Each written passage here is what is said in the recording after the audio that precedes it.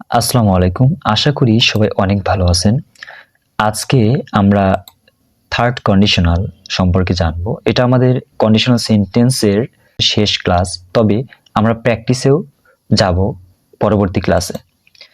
তো থার্ড কন্ডিশনালটা আসলে কিভাবে গঠিত হয় এবং এটা কিভাবে ব্যবহৃত হয়। ইফ যুক্ত ক্লজটি যদি পাস্ট পারফেক্ট টেন্সে হয় তবে মেইন ক্লজটিকে সাবজেক্ট প্লাস উড হ্যাভ অথবা কুড হ্যাভ অথবা মাইট হ্যাভ প্লাস V3 এই নিয়মে লিখতে হয়। তো এটা হচ্ছে থার্ড কন্ডিশনাল। তাহলে স্ট্রাকচারটা কি দাঁড়ালো?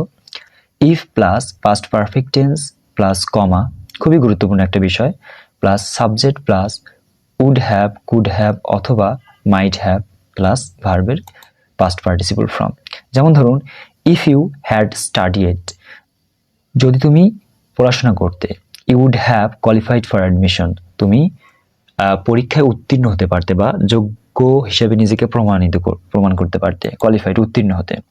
তো গুরুত্বপূর্ণ একটা বিষয় হচ্ছে পাস্ট পারফেক্ট টেন্সের গঠনটা আসলে কি। তো পাস্ট পারফেক্ট টেন্সের গঠন হচ্ছে সাবজেক্ট প্লাস হ্যাড প্লাস ভার্বের পাস্ট পার্টিসিপল ফর্ম। এই গঠনটা কেন দেখালাম একটু পরে সেটা বুঝতে পারবে। আমরা সেকেন্ড কন্ডিশনাল উইদাউট ইফে করেছিলাম, এখন থার্ড কন্ডিশনালটাও উইদাউট ইফে করব। এই ক্ষেত্রেই কিন্তু পাস্ট পারফেক্ট টেন্সের এবং পাস্ট টেন্সের স্ট্রাকচারটা জানা আমাদের জন্য মোটামুটিভাবে ফরজ হিসেবে গণ্য করা হয়। তো স্বাভাবিকভাবেই থার্ড কন্ডিশনের গঠন আমরা কি দেখলাম? If plus subject plus had plus V3, অর্থাৎ if plus past perfect tense plus comma plus subject plus would have could have অথবা মাইট হ্যাভ প্লাস ভার্বের পাস্ট পার্টিসিপল ফর্ম। এটা হচ্ছে আমরা নর্মাল স্ট্রাকচারে দেখলাম। তো এইটাকে আমরা এভাবে লিখতে পারি, if plus past perfect tense, এটুকু অংশ জুড়ে পাস্ট পারফেক্ট টেন্স প্লাস কমা, তারপরে সাবজেক্ট প্লাস উড হ্যাভ অথবা কুড হ্যাভ অথবা মাইট হ্যাভ প্লাস V3। এইটার একটা উদাহরণ আমরা দেখে নেই। যেমন ধরুন, if I had hurried, if I had hurried I could have caught the bus.